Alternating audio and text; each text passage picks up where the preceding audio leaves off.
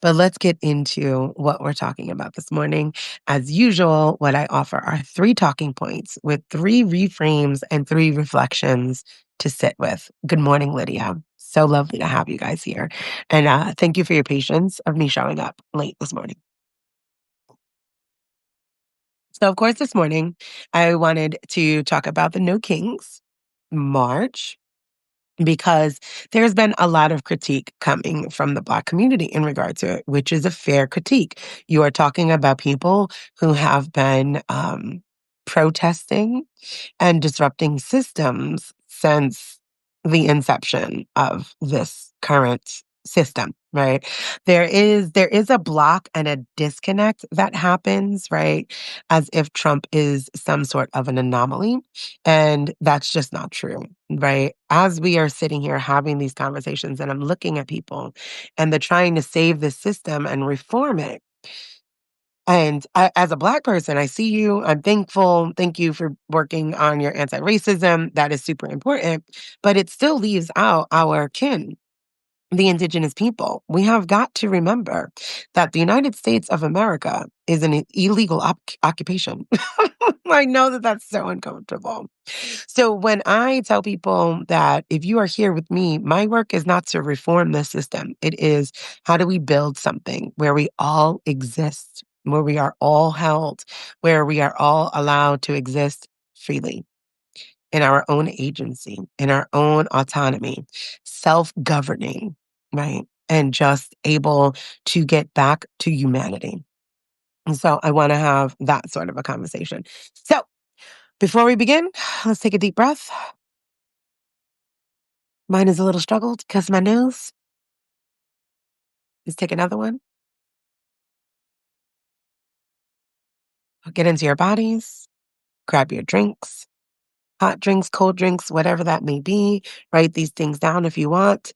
You don't need to. Mondays are not paywalled. They're accessible to all. And the replay is also accessible to all. So you will get this along with the three talking points, reframes, and reflections. Okay. Good morning, Kat. So let's get into there. Get ready, feet planted on the ground. Ground yourself into this point. And I want you to turn around and say, I am a part of something larger. Because that's what the intent is, right? Is to recognize that this march is but one step in the direction of where we are going to, right? So when you are hearing critiques, it could feel very personal. It could feel very defeatist, right? Like, well, damn, we're out here 7 million strong. What else do you want? But I want you to recognize that we started with nothing. Right. We started with 5 years ago when people started recognizing, good morning, Amy. Good morning, Connie. When white body people started recognizing racism because of the situation with George Floyd, and more so because we were all trapped in the house and wanted to get out. That was the beginning, right? That was that awakening, right? And now we are at reckoning. So I want you to just realize that the critiques are coming from deep love. Deep, hey, shout out. We love to see you outside. Now let's talk about what's next, what disruption actually looks like. Last week on Friday with Friends, I had Amy there. She is a sociologist. She spoke in regard to what protesting and disruption really looks like. Hey, Cody. Hi, Kara. So it is not, do not take critique and criticism as admonishment, right? It's not that. It's, hey, love that. Good job.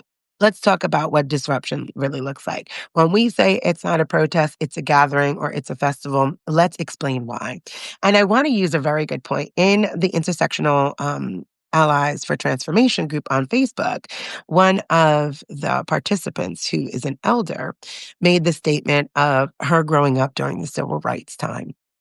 And she was speaking and she was saying, non-violent protests are necessary, peaceful protests are necessary. And whilst I will often defer to my elders for their lived experience, because I do believe that lived experience is very valuable, very needed, and it's why I believe in having intersectional communities, I want to say that even with that wisdom, things are skewed. because it was never nonviolent, right? It's never peaceful. When you think of Dr. King's movement, let's just think of one moment of him walking through the front door of some place with a group of people, Black people, through the front door. Now, mind you, it was illegal, right? So that goes back to that you got to have to break the law, right? So, you're like, well, he just walked through the front door. He broke laws. That's a disruption, right? White people were absolutely fine with Black people if they were even allowed in that establishment. The rule was you got to go through the back, like deliveries, like trash, like the things that they don't want people to see, right? We have this beautiful, clean, white only establishment. Do not disrupt that with your Negroness, right? So the first action in and of itself is violent. Walking through that door is breaking the law. Then sitting at the counter, not going to the back, not doing it. I'm going to sit at this counter and I'm going to demand to be served. That is a disruption. That is huge. And that peaceful nonviolence was met with German shepherds, fire hoses, patrons spitting on them, police batons, and brutality. Okay. So when we're doing this work, it is imperative to sit and decenter whiteness. It is imperative, no matter your age, stage, whatever. You have got to look at things from a whole other perspective. And if you're doing this with anti-racism, you have to then say, how did Black people experience that? Do you think that it was nonviolent for Black people? Do you think that just staying in line? So think about this. So civil rights movements, if in fact, or like that's the Woolworths, when they walked over the Pettus Bridge, right? Like, these are illegal things. These are disruptive tactics. These are things of stepping outside of the law, right? Because if Black people were protesting civil rights and remained in their segregated areas, right? If we stayed where we were supposed to be, good morning, sunshine. If we stayed where we were supposed to be, if we stayed in our sequestered and segregated areas, that in fact would not be a disruption, right? Because what is that? What is that doing? So what? The Negroes are upset in their neighborhoods. Who cares? Let them remain upset. So that is the critique. Then you can go and take it a little bit further, right? Because as Black people, as white body people here in this land, we still have to then recognize, what about the indigenous people? We're over here marching on their land.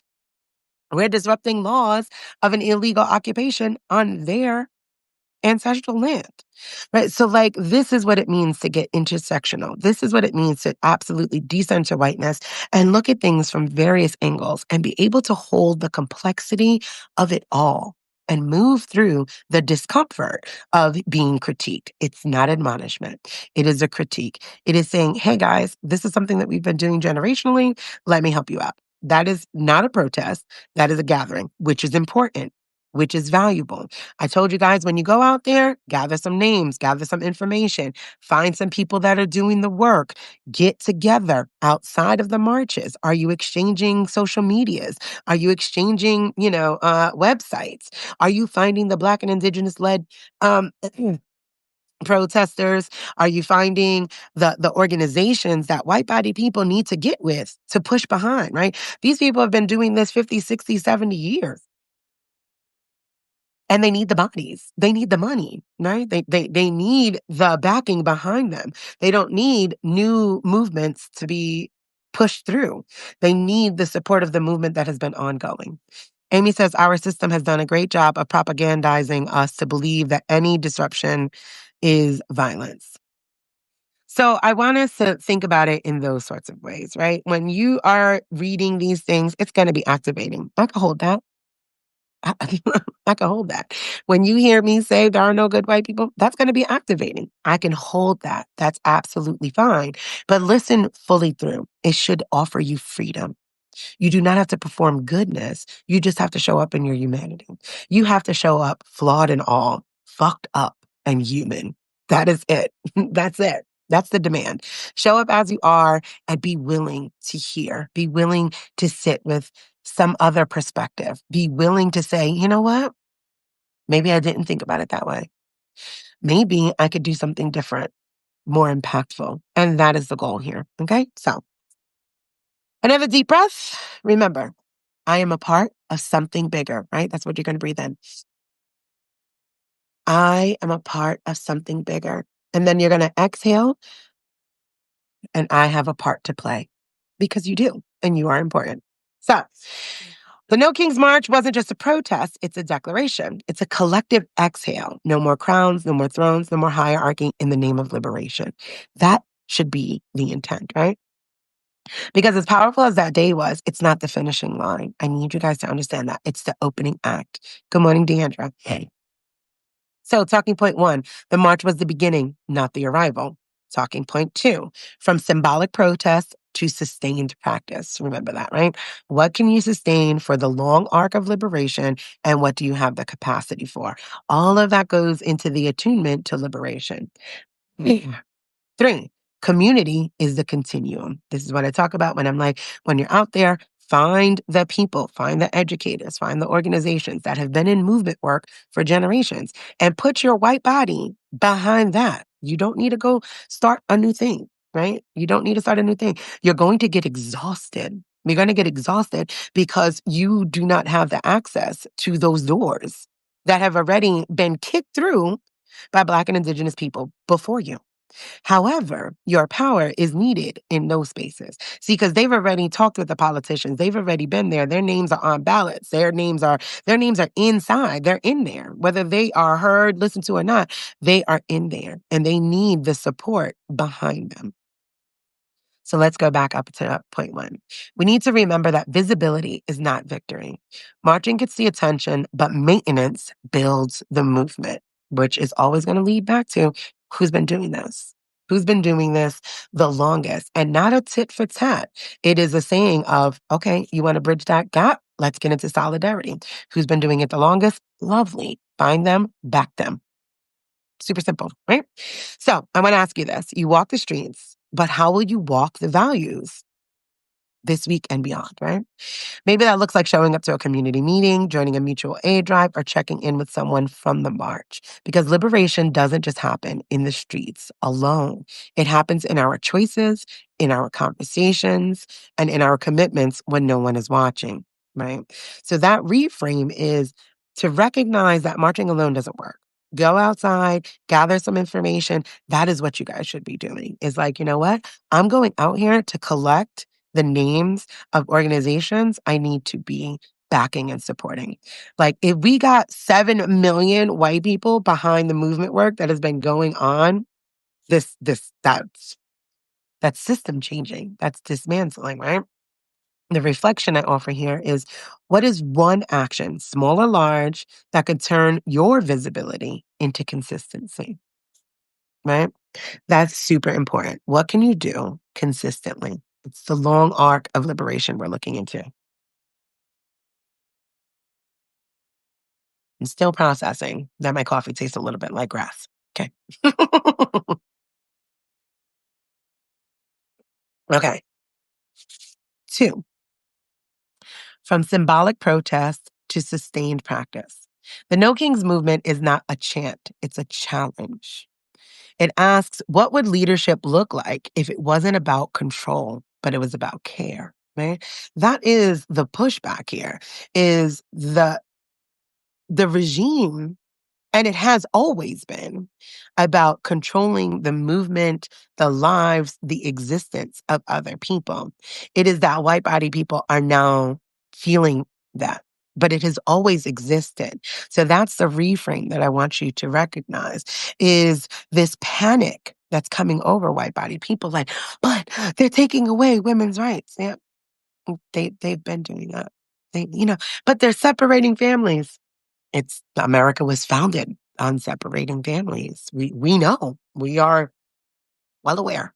Like, we yes. But they're incarcerating people. And they have never stopped. They have never stopped.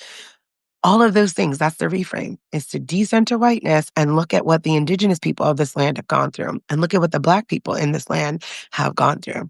That is important. That is that reframe, that reset, like, oh, this has always been happening. So when we're coming to you and having these conversations, don't take it again as admonishment. It is critique. It is awareness. It is Okay, you want to do this? We love that. We thank you. Welcome to the party.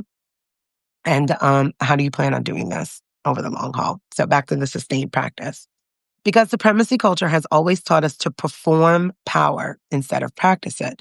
It also teaches us to perform goodness, which is why I said that. There are no good white people.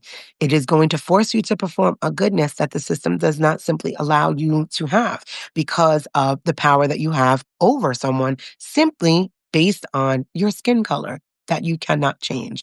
Also, a skin color that is not benefiting you as we now see, or as you guys now, see, we've also recognized that it was never benefiting you guys. But now you guys are starting to see it. That is important work. So again, instead of practicing it, so the power hoarding, perfectionism, individualism, those are all old scripts. And to remember that marches build momentum, but movements build systems. Remember, we talk about building parallel systems. What does it look like? Right now, the mayor of Chicago has called for a general strike. I love that. I love that. That is disruption in action, right?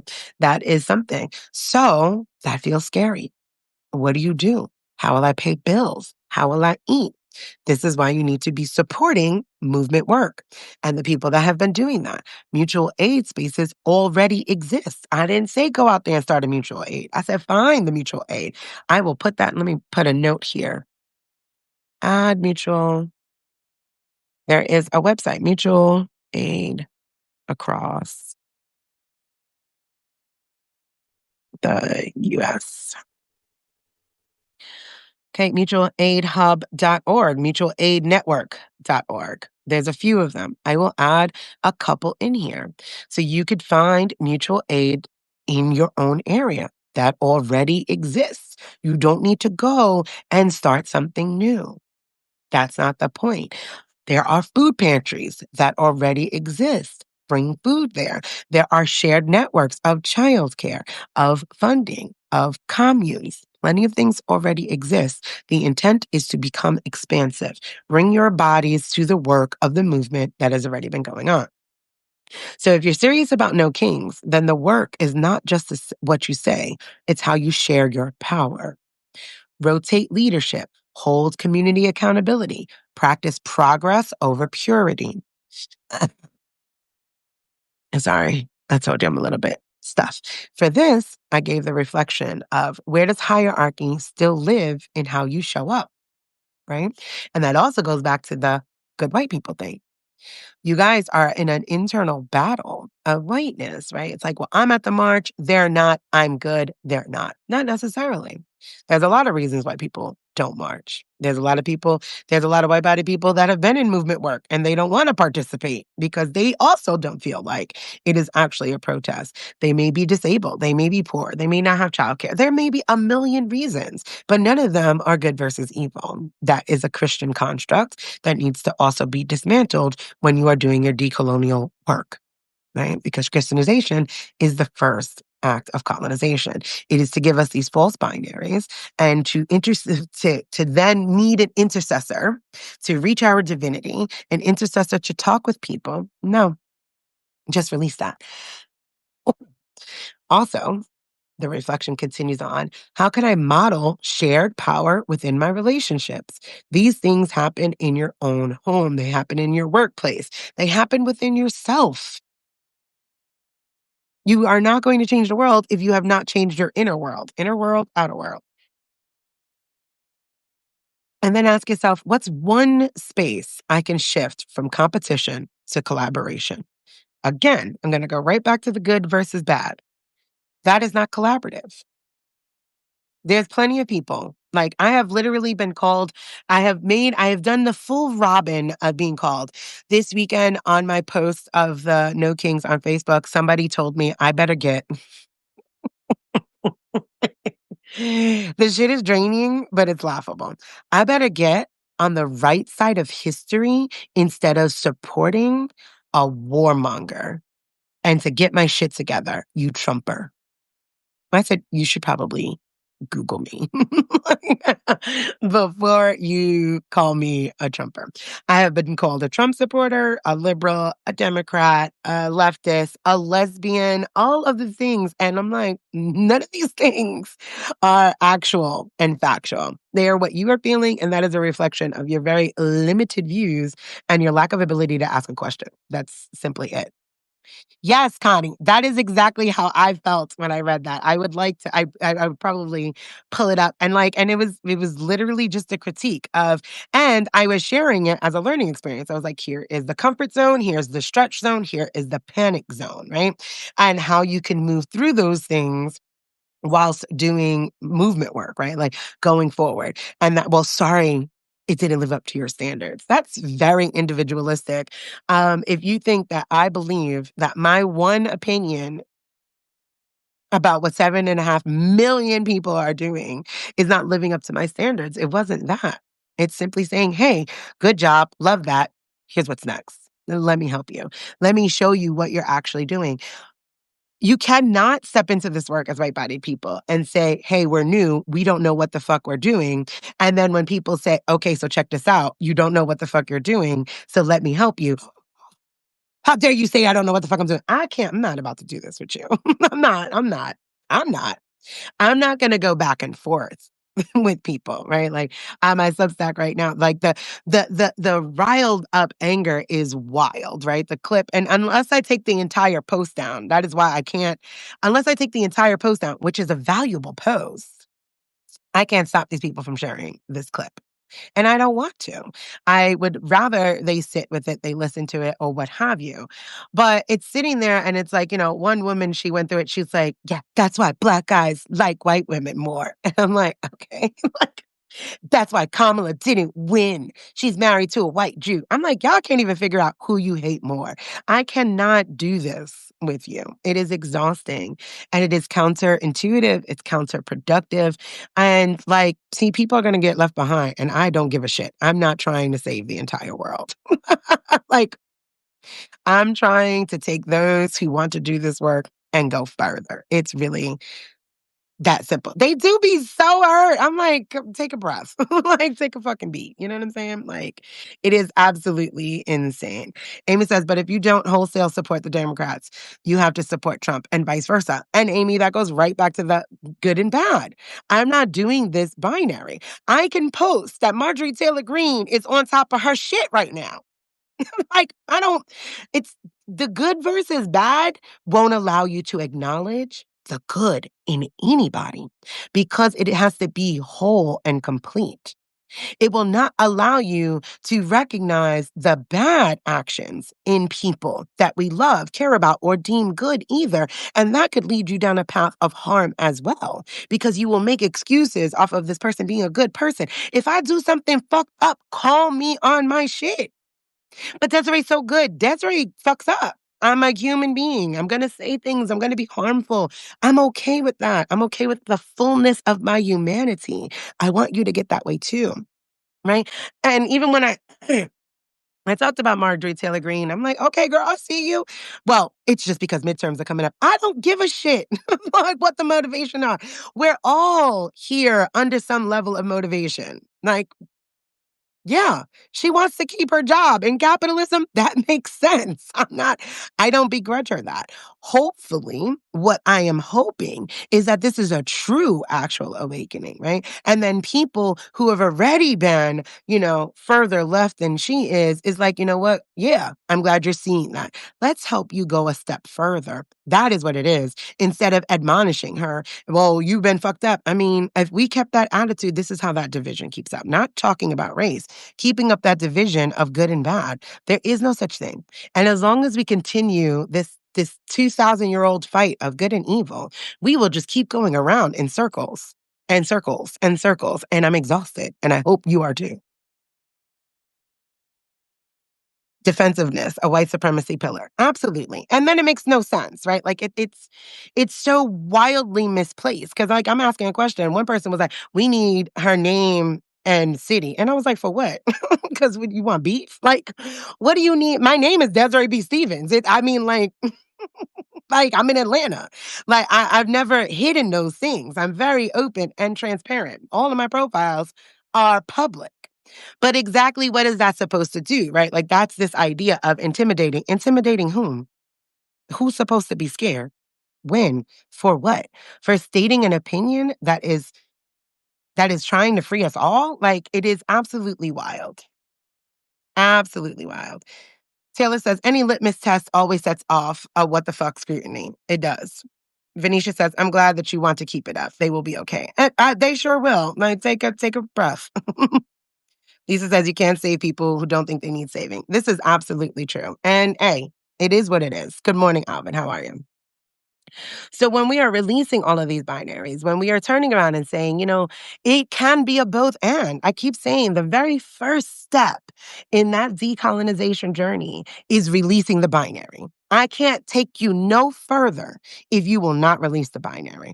Because if you are hearing good and bad, evil versus good, and if you are hearing, hey, that's not a protest, that's a march, that's a gathering, that's a festival, and you're like, well, fuck it, I'm not doing it anymore. Well, fuck it, don't do it anymore. I don't know what to tell you. You need to be able to hold the both and. We need to be able to turn around and tell you, hey guys, that's not a gathering. And you guys not be like, well, where were you? We've been marching since 1492. We're tired. We're relaxing. And again, back to the story of nonviolence with Dr. King. When we are out there, violence happens. And it's not coming from us. Dr. King walked through the doors of a store, breaking laws, and Black people were beat, spit on, dogs attacked, police batons. Was there even anybody tripped and fell at the 7.5 million people protest? No, you will not have Black people out there getting killed. Because that is what happens. Because the state meets us with extreme violence when we are somewhere. And we are not getting involved in this. This is something that you guys have to work out. We are helping from our spaces of comfort. We are helping with what we are capable of. We are tired. We told you guys we were tired. We said that we are resting. And still we're showing up. You're not abandoned. We're just not going to be in the streets with you. Okay. On top of that, you don't want us in the streets with you because you guys actually have rules and no gas masks and no medics and things like that, right? Like you are not actually prepared for the violence that Black bodies meet when the state sees us protesting. So you don't actually want us out there because you will inevitably blame us for the violence. Well, look how peaceful it was. Yeah, of course it was peaceful because it was a fucking festival. Right? Guys had costumes on. And I love that for you. Joy is needed, but we need to, I love that Royal Star called it an anti-depression rally. We need to be honest, right? Because white body people are gathering, and that is you guys experiencing community. And I love that for you. I do. But see, us, the non-whites, and the white folks in community with us, experience that. I have a fall festival in my backyard. We have gatherings. We get together at barbecues. We play in spades. We have our church events. We go out line dancing together. The indigenous folks is having their powwows during the season. The Mexicans got Dia de los Muertos. We have traditions and gatherings and community. When we go outside to protest, we outside. We're disrupting something because we have community elsewhere. And so that joy, that rest as resilience, all of that already exists in our everyday lives. So I understand the joy that white folks are feeling when they go out there, but please do not please do not recognize that that is what it is. It's a gathering. Right? It is that feeling of community. It is absolutely not protesting because it's not disruptive. There are no demands. All the things that we talked about on Friday were friends. Lisa says, no, they were too busy taking pictures of their witty little signs. And as Amy reminded me, don't forget the sign contests. $2,000 that could have went to a bail fund or keep folks' power on. I have a mutual aid fund running right now for feeding people because Aldi, shout out to Aldi, has $40 Thanksgiving kits for families. Like feed a family of 4, I think it is, for $40. And I'm like, give me money. and it's tax deductible. But they're giving out thousands of dollars for signs, and people are not going to eat next month if this government is continued to be shut down because food stamps will be turned off, and that is a main source of people eating in this country. This is what we're talking about. Alvin says, in terms of protests, what could solidarity across difference look like? Okay, Alvin. Well, one, what I just mentioned, right? Like finding the people that are already in the movement work, right? There's people that are already doing that. Instead of saying $1,000 for the cutest sign, that's a fucking festival. Hey, $1,000 to, you could do the sign thing. Make the coolest sign, right? So this is how you mix that in. Make the coolest sign. $1,000 is donated in your name to a mutual aid fund that's feeding the people. Boom. I'm not even trying to take away the joy of the sign making. You see what I'm saying? Like, enjoy the making of the signs. I don't care what gets you outside. Get outside. But what the fuck? So you put $1,000 in somebody's hand who probably has the money, who probably didn't need it. And there are 1,000 people, $1,000 could have fed how many people next month when you partner with the Aldi situation and I got a pickup and I can go and be like, yo, run me 30 of those $40 food boxes and I can go and deliver them. That's what $1,000 could do. But giving $1,000 to a person who probably had the time off anyway, because the thing is on Saturday, right? Like the demographic of the folks that are out there, just all of those things, it just doesn't make sense. So it's not trying to steal the joy. It is trying to evolve it. It is trying to say, how can we make this intentional? How can we be purposeful? Right? Have the joy, make the money. You got $1,000 for signs? I love that. Go on in your name. So Amy won that. Amy had the best sign. I don't even give a fuck about the selfie. I love that. Take a picture with the sign. Amy won $1,000, and $1,000 is being donated to make shifts happen. Mutual aid fund for food next month. You too can donate. Put a QR code and keep it pushing. That is how you incorporate that. Alvin claps. Amy says, a willingness to sacrifice your right to comfort is honestly the first step to solidarity. I agree that. I agree with that too, right? So your first step in decolonization is releasing that binary because both and exist in every single thing, right? I just gave you that example. I'm not saying, well, we can't make signs. Make fucking signs. Give a fucking sign prize. I don't care. Donate that sign prize money to a mutual aid fund. That's already in the work. You don't want it to be me? I don't give a shit. There are plenty of mutual aid funds. I'm going to put that into this replay across the United States of America. And if that is going to be what gets people outside to be motivated, I love that. Take people's QR codes, take people's websites, put people's websites on there. Support, Maisha T. Hill. Heal Your Way Forward. Read Resma Menakem's book. Like, there are things to add to what you are already doing. And that willingness to sacrifice the right to comfort is super important. You're going to have to get comfortable with being uncomfortable. I don't like to be wrong. Nobody likes to be wrong. We have all grown up and been socialized in that either or binary. I don't like to be wrong. I fucking hate being wrong, right? And for many, many, many years of my life, I would do anything to not be wrong. Twist that shit around, and that is a narcissistic as fuck trait, right? That's called gaslighting. Like that is low key, high key, depending on where you land on it. Gaslighting, because you are willing to do anything to not be wrong, say anything, twist someone else's words, truths, experiences to be right. That is why you have to get okay with being not okay. You have to get okay with being wrong. Like, oh, you know what? Shit. I might have been wrong. like, hey, come to find out. And that is a beautiful step because now you're turning around and you're like, oh, well, I can get curious, right? And that's another step in it. You got to get curious. I think it's super important to be curious. Even when you notice when people are talking to me and they're talking to me crazy, and I'm like, okay, well, why did you feel that? Did you listen to the whole thing? What's coming up for you? I want to know what's happening. And you might not want to share that. Some people break through that way because I am curious. So, all right, talking point 3. Community is the continuum. Take another sip of your drink, right? Take a moment because all of that was heavy. I'm going to drink my grass coffee because that's what the hell it tastes like. And just breathe. And what did I tell you? When you breathe in, I am a part of something larger. And when you breathe out, I have a role to play. Okay? Point 3. Community is the continuum.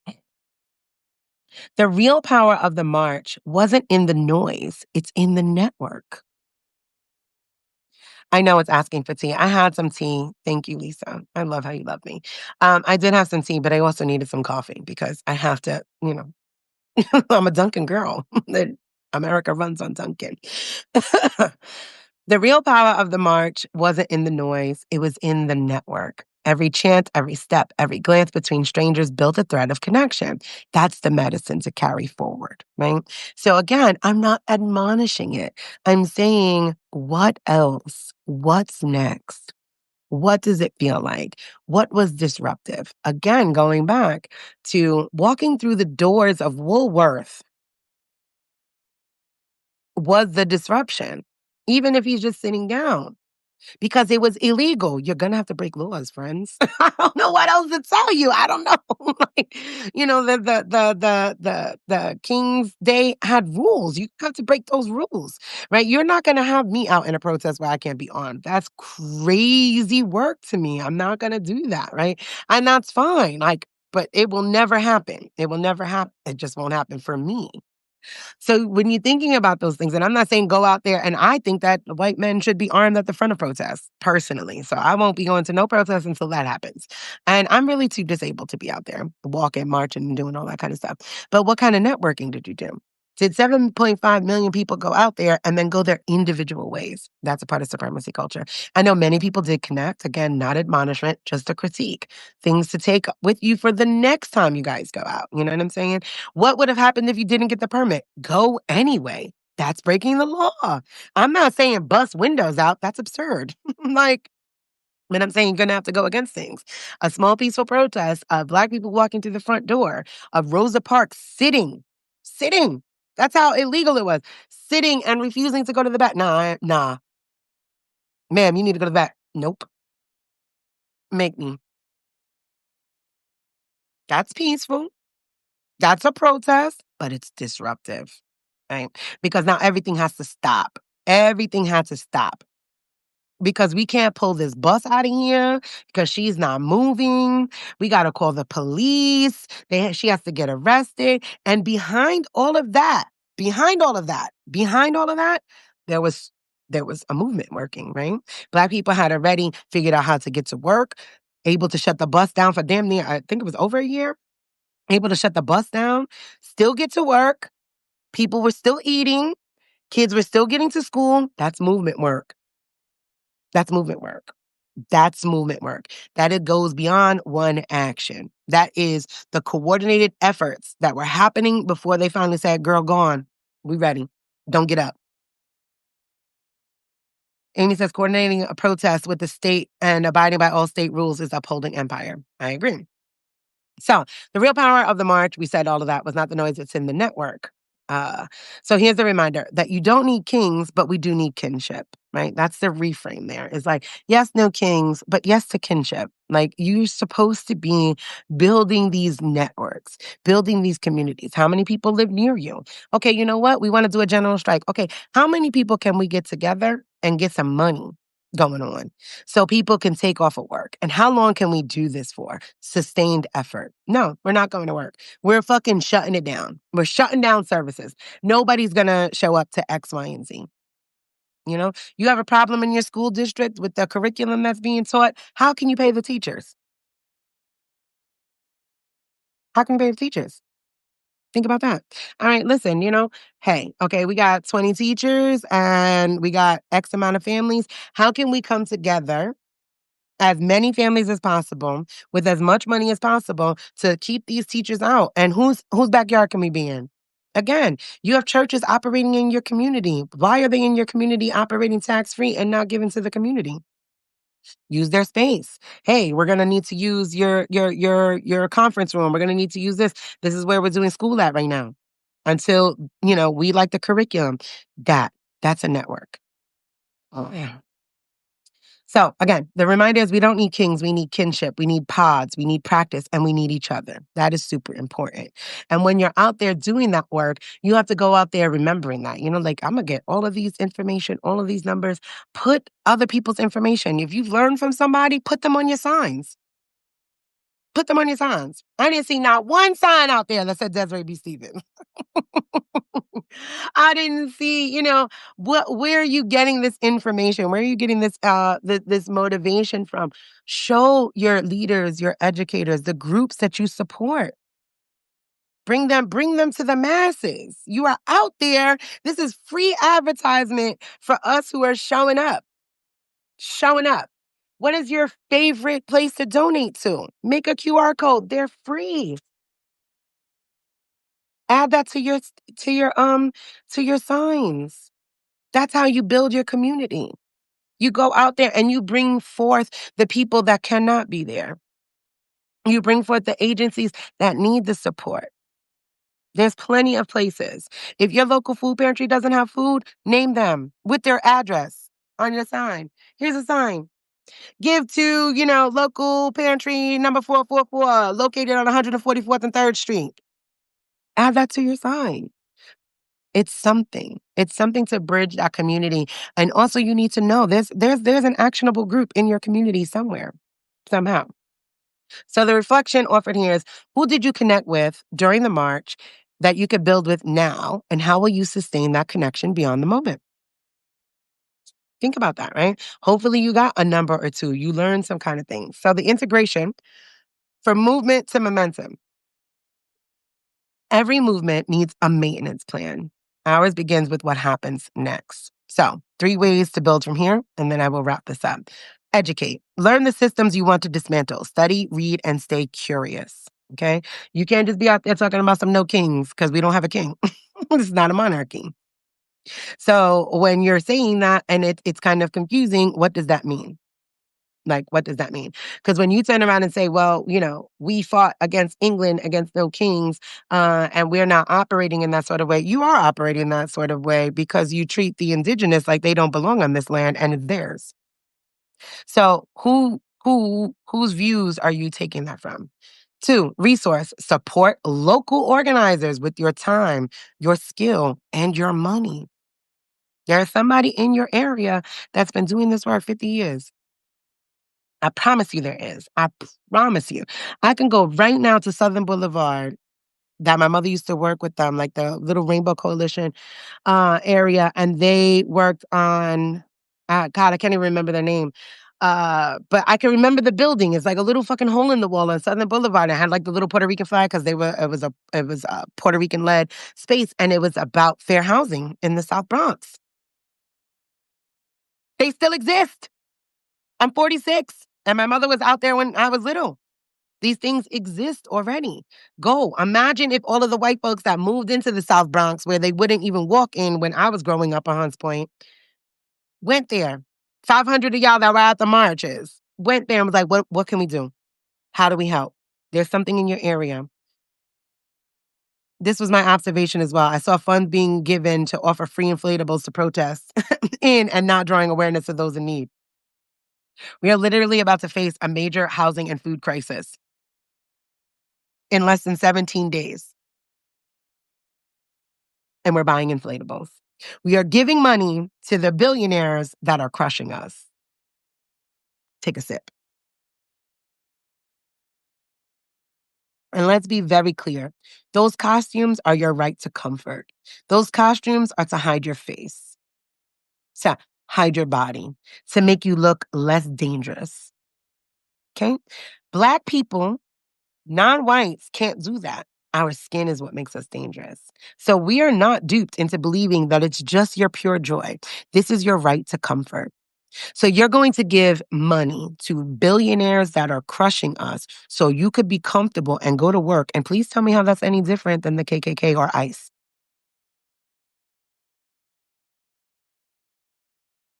Now round back to there's no good white people.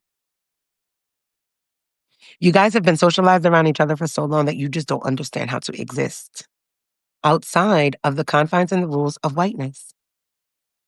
And I'm helping you change that. Because there is no difference. I don't give a flying fuck if you are out there in a dinosaur suit and you are trying to do good. That's why you got to release that binary. Because for us looking, you just want to do your dirt and then still be able to be safe in whiteness. right? You're gonna turn around and wear your cool little dino thing. Nobody knows it's you. And you could say, I'm out there marching. I'm doing something. And you're no different than ICE or the KKK. It's no different. It's no different. The premise of it is no difference. Obviously, we recognize the difference. We're not stupid. But the premise of it is your comfort, right? If the KKK was really about it, they wouldn't have covered their face. They still wanted to be comfortable. They still wanted to be thought as the good white. They still wanted to be a pastor. They still wanted to be the school teacher. They still wanted to show up. Those white women that joined the KKK, they still wanted to be on the PTA. And they still wanted to be in the sewing circles. So they hid their faces. So you could just assume they were good. ICE still wants to walk around and they're like, and see how it's not just a white thing? There's blacks, Mexicans, there's all kinds of people inside of ICE, but they're walking around with their face covered. You know why? Because they want to be able to hide. They don't want you to know the truth. Meanwhile, I got motherfuckers asking me where I live and my name, and I'm out here. I'm outside all the time. That is the difference, and you got to release that. Okay. Hands together, get back into your body because that was heavy. Tap yourself. Breathe back in. Release. My cat is trying to get in. I'm not near the window. That opens it. Okay, now breathe back in again. I am a part of something larger. Exhale. And I have my part to play. That's what you need to remind yourself. So here's the 3 talking points that we discussed today. 1, the march was a beginning, not the arrival. 2, symbolic protest to sustained practice. That is what we're moving into. 3, community is the continuum, right? It has to go beyond. It has to go beyond, right? And the 3 ways you build from here: educate, resource, relate, right? So that's pretty much what we're talking about. This will be available because again, Mondays is not paywalled, but I'm not mad at you becoming a paid subscriber, and you have 31% off for the year until the end of this month in honor of Hoodoo Heritage and Samhain. And thank my ancestors for your savings. So again, also before I wrap up, I really want you to recognize that these are critiques.